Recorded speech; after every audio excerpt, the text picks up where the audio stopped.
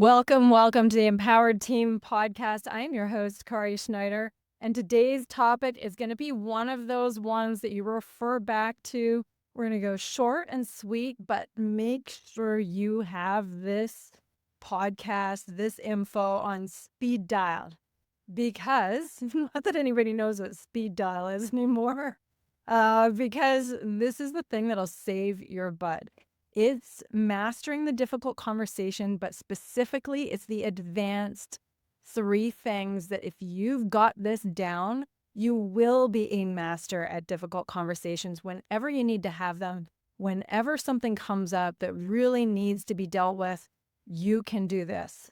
Now, I want to do a recap because we've done podcasts before in the past about our PREPARE acronym, about difficult conversations. So I'll do a quick recap. All difficult conversations fall into 3 buckets.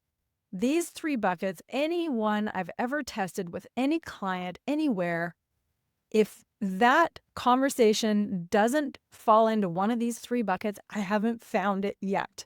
So here they are. It's truth-telling, truth-receiving, and worthy requests.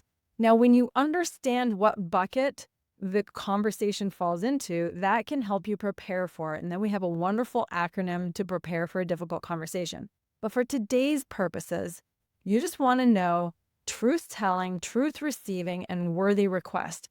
Now, if you are truth-telling or you are making a worthy request, you're in a position where you can do a lot of preparing. But if you're in that truth-receiving zone, that's a tough zone to be in because you typically may not have a lot of information or you may not realize what's coming your way. And that's a lot harder for us humans to deal with. Remember, we've got brains that are not fact-based, but rather predictive-based. We have emotional spaces. So it's not as easy to deal with when we don't have the information in front of us.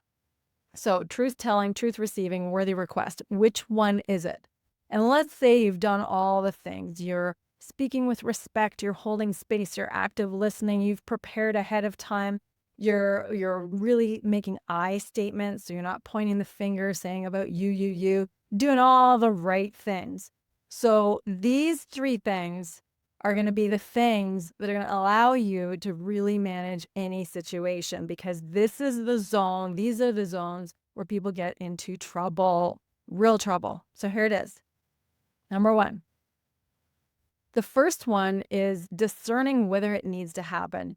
If you are about to go towards a difficult conversation, chances are there's a possibility that you don't even need to go there, that this conversation doesn't even need to happen. But if you feel the urge, this strong emotional pull, this real desire to get into this conversation and resolve things, and you're really emotional about it, chances are you need to back up. Do not pass go. Do not press play. Just pause. Pause. Here's why. You don't want to speak up when you are in a fear mode, when you are in an emotional state that is reactive, angry, you name it. But you might feel in that emotional state that you have to address the thing and you have to have this conversation. However, you want to assess what the benefit is. If I have this conversation, is it just about me having my opinions heard? Or is it actually going to solve a problem or be beneficial for all? Is it going to have an impact that's positive on the group or on myself and the other person? What is this more about impact or is it more about ego? And that really becomes the question. Is this conversation going to be a benefit, or is it just going to fulfill my urge to get this off of my chest? That's a really important thing to distinguish. There's so many times where you go, oh, I'm so glad we had that conversation. I feel so much better now. And meanwhile, the other person is reeling, or it causes all this other impact for the group. And that's where you want to, the mark of maturity, the mark of mastering difficult conversations is around understanding when to speak up and when not to speak up, when not to have that conversation. Will it lead to meaningful growth? Or is it just to unburden me because I'm feeling so crummy about this and I need to unload it? That's the distinction. Is it about impact or is it about ego? Is it about emotional dumping or is it about purposeful dialogue? Now, there's plenty of time for processing emotion, making sure your voice is heard, but that's a friend conversation or a friend helping you out or a therapist for that matter. But that's not a conversation that's going to have impact. This is where you really want to actually plan it out and make sure you know what's being said, what's being delivered.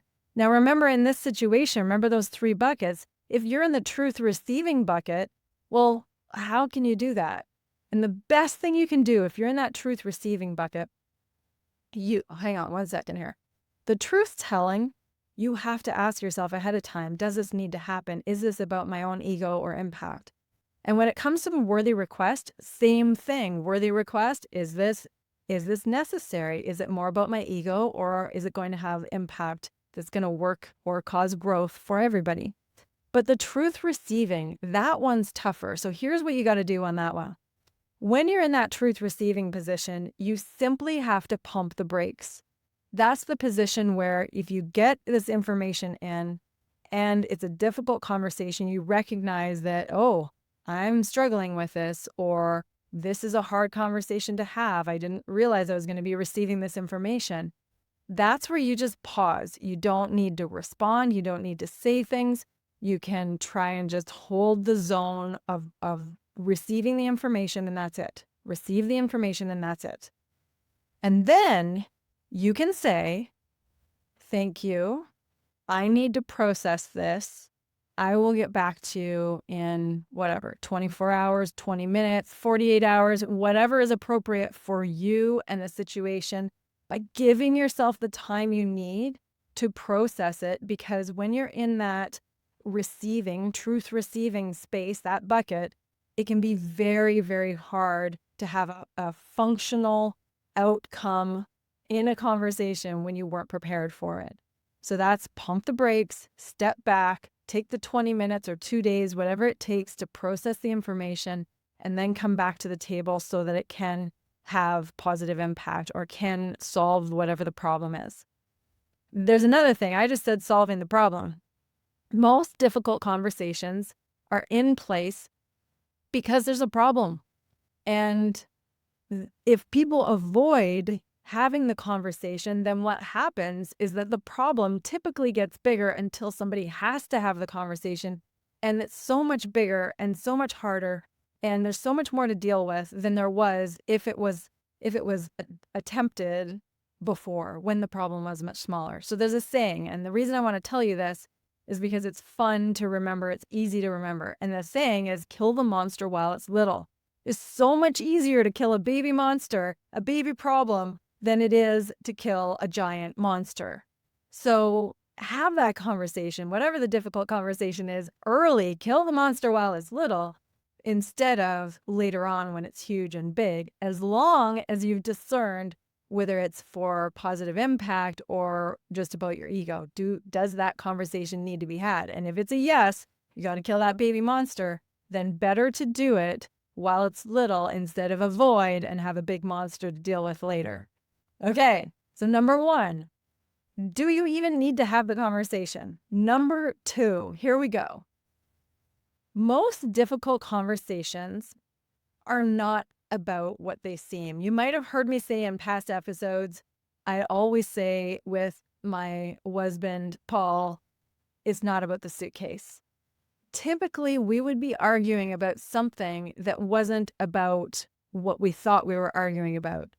And that's the case for everyone.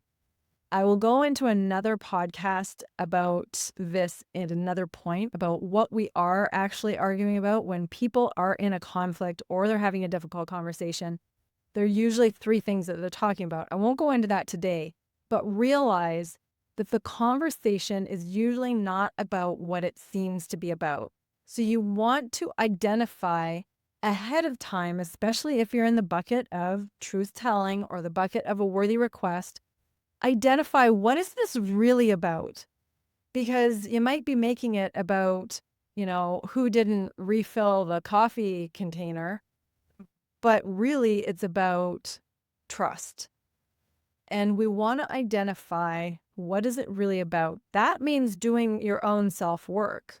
That means making sure that if you've got a tenant and something goes wrong and you're upset with them and you unload on them, but really for you, it's about having a good quality relationship with your tenant over the long haul. But instead, you end up arguing about the noise that they're making. And you realize that you really care the most about the relationship with the tenant, not about the noise. You were just concerned that they didn't respect your request, whatever it is. But it's typically not about what humans talk about. By the time we have the problem and we're ready to address the problem, we've been focusing on something so much that we sometimes don't realize that it's something else underneath that's bothering us. It's the fact that they didn't listen. It's that you felt like you couldn't trust them. It's that you don't want to be chasing them for the project completion. And in reality, you're fighting about something else or talking about something else. So make sure that what you are exploring is actually the thing, and what the thing that needs discussing. The deeper layers there are things like identity, respect, recognition, acknowledgement, safety, trust, decision-making. Those are often the things that people are really wanting to address, but they're saying something else on top of it. You want to do this on your own. You don't want to do this in process, in difficult conversation, in live time. If that's the case, chances are it's going to touch an emotional chord. And when that does, you're not able to calmly continue the conversation. And we want to be able to hold space and respect for both parties. And remember, some of you may be hearing this and going, why is it such a problem? It's easy for me to address these things. Wherever there's something more emotionally charged and there's something underneath it, that's when the conversation becomes most difficult. So notice that you can have what some people think is a really difficult conversation, but it's easy for you. It's not difficult at all. It's fine, no problem. And then someone else finds this really difficult and you think that's easy. It's the thing that gets to you.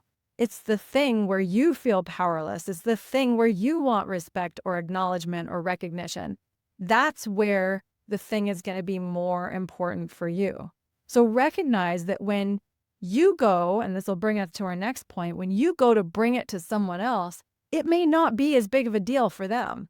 So let's say you've discerned that this is a conversation that does need to happen.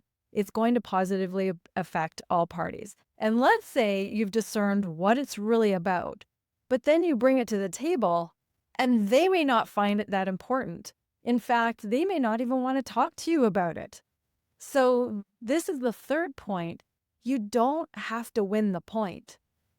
The role when you are having a conversation that's challenging is simply to hold space for what's there and realize that one person may find it really important and you may not. So you may be in that difficult conversation going, okay, what's the problem? What's your point? Meanwhile, that's not going to go over very well for the other person. So you might be in a role where your role is simply to hold space, not fight back, not win, not tell your opinion, but rather just hold space for the conversation. Hold space for them to articulate their opinion. Hold space for the relationship to be strong enough to have the conversation. So that's the third thing, is that you, in mastering a difficult conversation and mastering the dynamic of talking about something that's challenging, it's the ability to hold space for the other person not to care about what you're talking about. Hold space for the other person to talk about something that you don't really care as much about, but you value the conversation within the context of that relationship enough that you can hold space.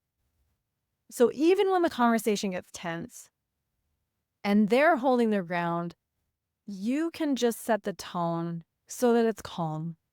You can set the tone about not finding out who's right, but rather trying to get on the same page. You can set the tone to make sure that you are rooted, that you stay really receptive, and you stay very responsible for your own space, your own emotional state, your own verbal communication. And that's the space that really good things happen. That's where it's worth it. If you've taken a look at these three things, so number one, is it even worth having? Is it for your ego, or is it for something that's going to have positive growth or positive impact? Number two, see what it's really about. Make sure that you know what it's really about. And number three, don't try and win the point. Hold space for having a good dynamic between two parties. Be receptive, stay really grounded, stay responsible for how you're showing up. And lastly, and this is the bonus part, not in those three, but the bonus part is sometimes the most difficult conversations are the one that we need to have with ourselves about the situation we're in, about what we really want, about whether or not we're willing to go forward or stay where we are. Sometimes the most difficult conversation is a conversation with ourselves. We often put the three buckets in difficult conversations. We always think of that in the context of others, but often it's also just as effective and maybe even more important in the context of ourselves and what we need in our lives. All right, everyone, there it is. Short, sweet, but really, really, really important one. Make sure this one is ready for you whenever you need so you can go through it and make sure you've got it for any of the difficult conversations that you want to have or might need to have in a workplace setting, in your home setting, with yourself, with your friends, wherever it is. All right, this is for you to have a wonderful day. Keep showing up, keep being empowered, keep being you. Go get it.